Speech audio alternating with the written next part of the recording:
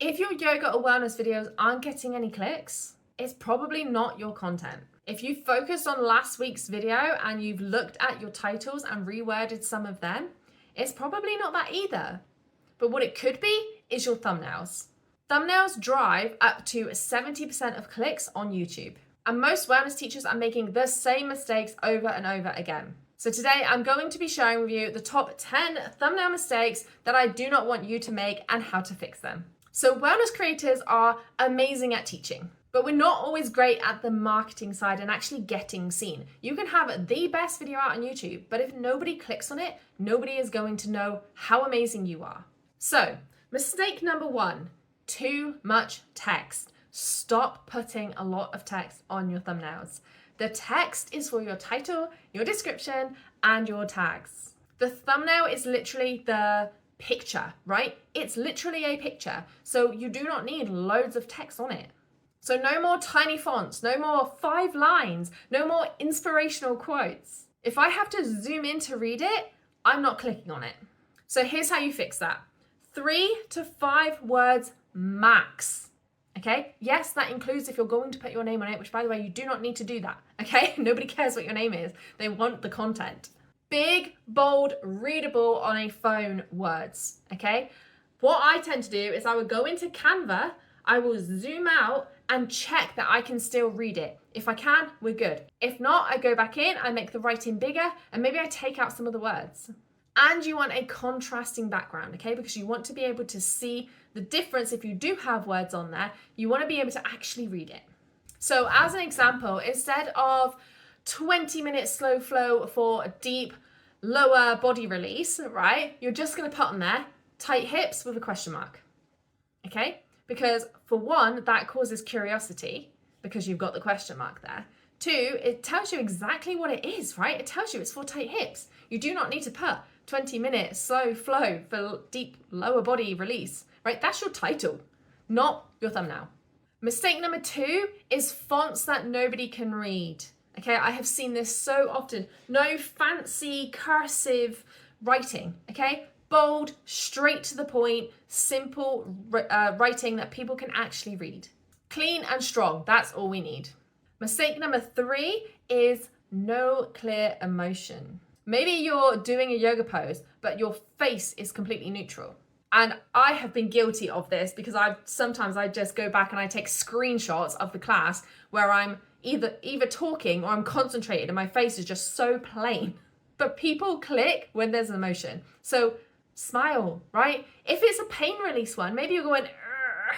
Maybe you're making a face. Show some emotion in your photos because that is going to get so many more clicks. So as an example of this, how do your students start or how do they end the class? Pick one of those emotions and go with that. Mistake number 4, sorry to say, is blending into the wellness sea. So this is having the same as every other wellness teacher out there. So the beiges, the soft sage, the blush, it's beautiful, yes, but it's not going to make you stand out on YouTube. It all looks the same. So try for a stronger contrast. Try and get a bit more of your personality into your thumbnails. Maybe be slightly more bold than your competitors because that's how you stop the scroll and people are going to click on you instead.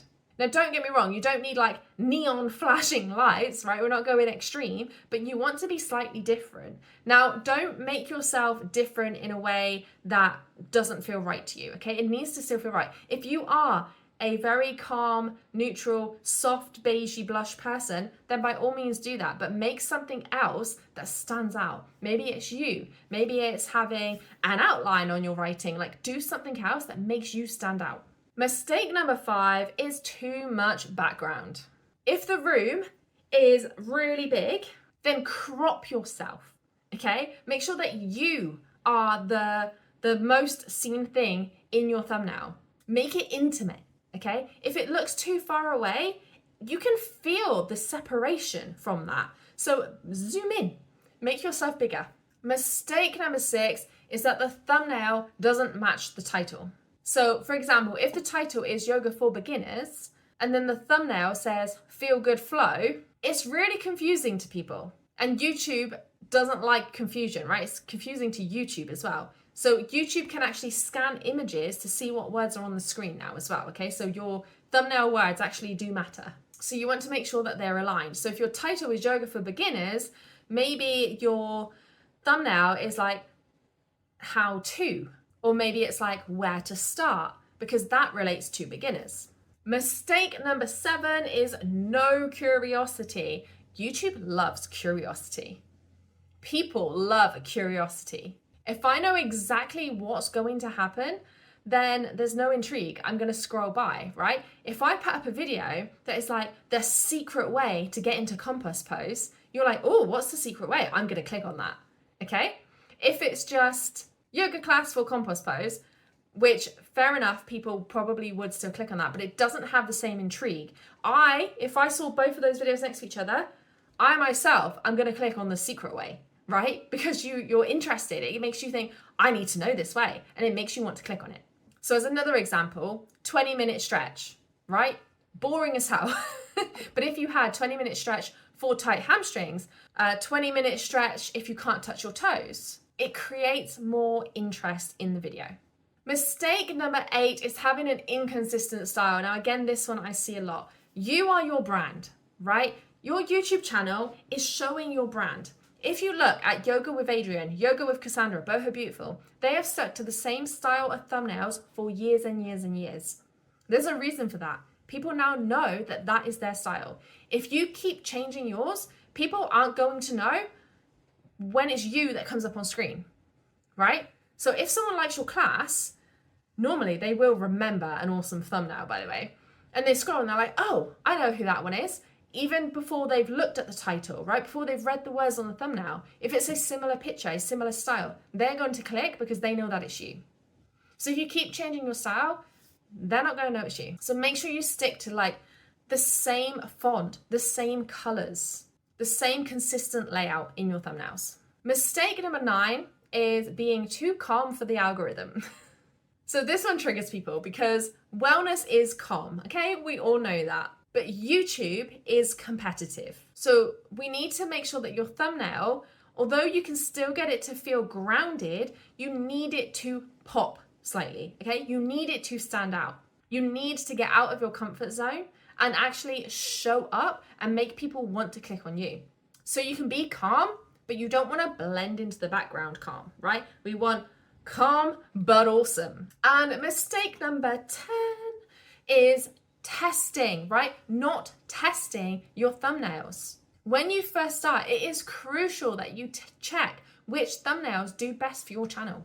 So if your click-through rate, as an example, and I'm not saying change styles, stick to the same style, right? But there's so much that you can change, still sticking within the same style. But if you look back after a few months and your thumbnail, or your click-through rate, is still under 3%, then we can change that thumbnail to something better, okay? You can change the text, you can change the image, you can change how it's positioned on the page, and then re-upload it and see how that one does. You can actually just A/B test this as well, and then YouTube will figure out which thumbnail does best. So these small tweaks can actually make really big shifts. And this is where Canva is your best friend, okay? If you do not have a Canva account, I would highly recommend using Canva for your thumbnails, especially because you can plan them all in the same file, right? So you can scroll down and check that you are sticking to the same style. You can also check then how one thumbnail looks against all your others, because if someone clicks onto your channel, they're going to see all these thumbnails next to each other, right? So you want them all to be very similar and on brand.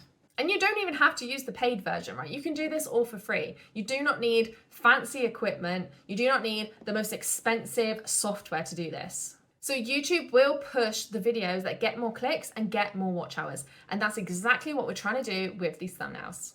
If you are a wellness creator and you are tired of guessing how to do all this, this is exactly what I teach inside my Wellness YouTubers program, which is the complete A to Z on YouTube, plus monthly reviews with me. And inside there, we're not just making better thumbnails, we are literally making your entire page better. Not even just your page, but your business as well. So the link is below if you do want the full system for that. But if you're not quite ready yet, go and grab the free YouTube guide. That is also in the link in the description. And in this, I go over the basics of what you need to really create a successful YouTube channel. So go and grab that one now. And if you are interested in how shorts work on your channel, then make sure you watch the next video.